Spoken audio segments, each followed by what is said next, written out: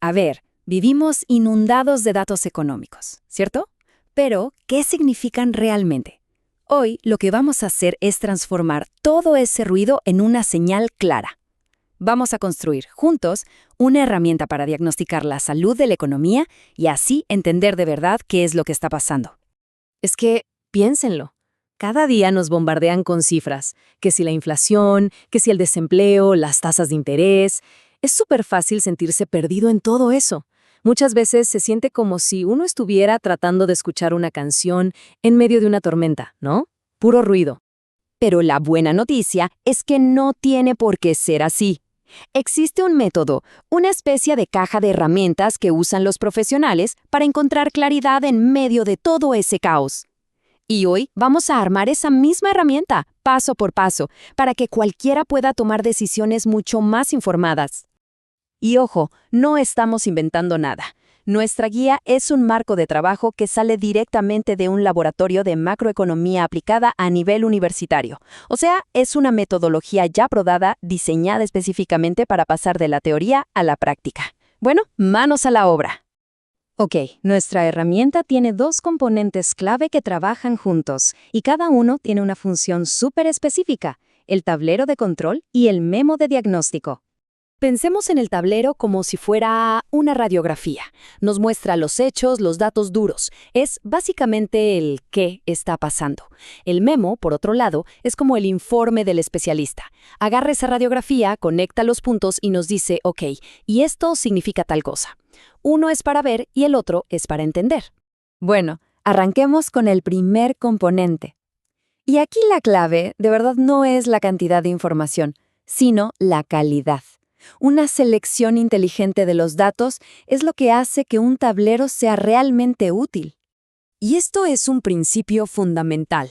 No se trata de acumular gráficos solo por tenerlos, para nada. Se trata de ser selectivos, de elegir solo aquellas variables que de verdad nos cuentan la historia principal. Un buen tablero no es un almacén de datos, es una herramienta para pensar. Entonces, ¿qué entra en este tablero tan selecto? Bueno, necesitamos una vista de 360 grados. Primero, la actividad económica, para saber si la economía está creciendo o no.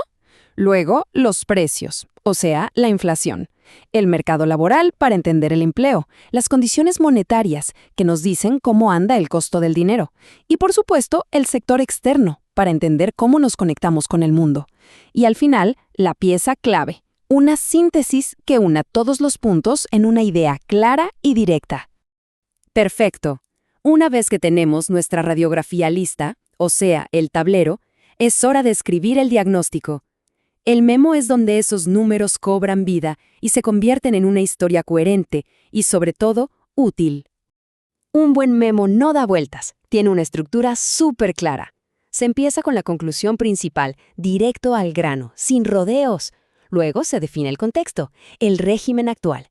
Se identifican los shocks, que son esos eventos inesperados que mueven la economía, y a partir de ahí se explica cómo esos shocks se transmiten, se proyecta un futuro probable y, lo más importante de todo, se traduce el análisis en consecuencias prácticas.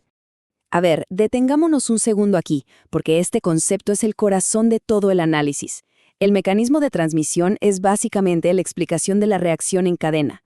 No es suficiente decir el alza del petróleo es mala. No, hay que detallar cómo esa alza impacta los costos de transporte, y luego los precios de los alimentos, y luego el poder de compra de las familias y finalmente el crecimiento.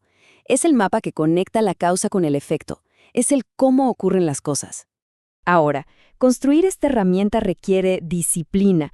Hay errores muy frecuentes que pueden debilitar por completo nuestro análisis. Pero, la verdad, conocerlos es la mejor forma de poder evitarlos. Estos son los más comunes. El primero es obvio, simplemente tirar un montón de datos sin contar una historia. Otro clásico es confundir el síntoma, digamos la fiebre de la inflación, con la enfermedad real, que es el shock que le está causando. O peor, mencionar una causa pero nunca explicar cómo genera el problema. La clave es siempre ir más allá de la simple descripción, para llegar a un análisis de verdad. Miren, aquí hay un ejemplo clarísimo. Decir la inflación subió y el desempleo bajó es solo describir. Son dos datos sueltos. En cambio, decir la inflación se aceleró por un shock de oferta, ajustando los presupuestos familiares, aun cuando el mercado laboral se mantenía fuerte, eso es analizar. Se conecta la causa con el efecto y se explica el impacto en la vida real. Esa es la diferencia clave. Después de haber visto las partes, los procesos y hasta las trampas, todo esto se puede resumir en un marco de trabajo final. Una especie de lista de chequeo que es simple, pero de verdad increíblemente poderosa. Al final del día, todo se reduce a esto. Si el análisis que hacemos puede responder con confianza a 5 preguntas clave, entonces lo logramos. Hemos pasado de ser observadores pasivos a ser analistas activos. Y aquí está. Esta es la lista de chequeo definitiva. Primero, ¿qué está pasando? Para tener el panorama general. Segundo, ¿cómo lo sé? Apuntando a la evidencia clave en nuestro tablero. Tercero, y esto es crucial, ¿qué lo está moviendo? Para identificar la causa raíz, el shock. Cuarto, ¿cómo se transmite? Para explicar esa reacción en cadena que vimos. Y finalmente, la pregunta más importante de todas. ¿Cuáles son las implicancias? O sea, el famoso ¿y eso qué? Para traducirlo a consecuencias prácticas y poder tomar decisiones. Este es el viaje completo.